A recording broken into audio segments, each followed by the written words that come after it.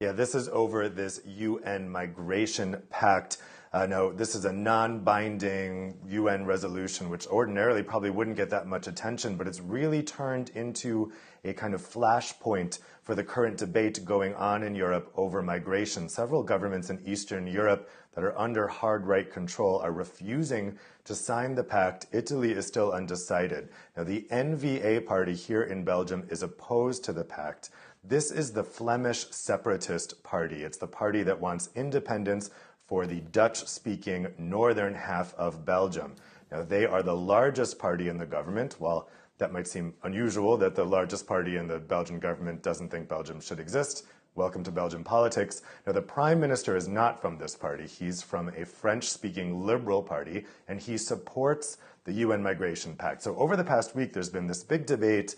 NVA was saying, if you sign this pact, we're pulling out of the government. It was really a face-off between them and the Belgian Prime Minister, Charles Michel.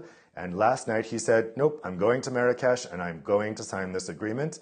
The NVA leader's Bart de Wever carried through on his threat and has pulled the NVA out. So this morning, Charles Michel met with the Belgian king to ask permission to form a minority government. This would not have support of the majority of the parliament, but if he's allowed to hang in there, he could keep going.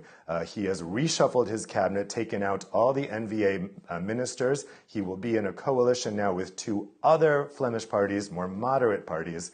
And so the big question now over the coming days is, if NVA wants to, they can trigger a vote of no confidence, make the government collapse, and force new elections. Will they do so? That's what we're waiting to see over the next couple of days. And Dave, just very briefly, where does this departure leave the Prime Minister there, Charles Michel? He's probably okay. New elections are unlikely because Belgium is due to have new elections in 6 months anyway.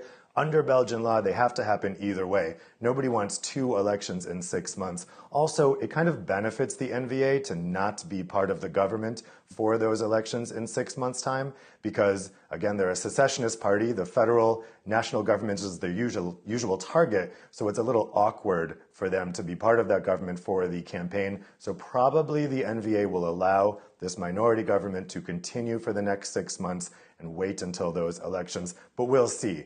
Anything could happen, and anytime you have a minority government, it can be difficult for that prime minister to stay in office. Dave Keating, our correspondent in Brussels, thank you very much.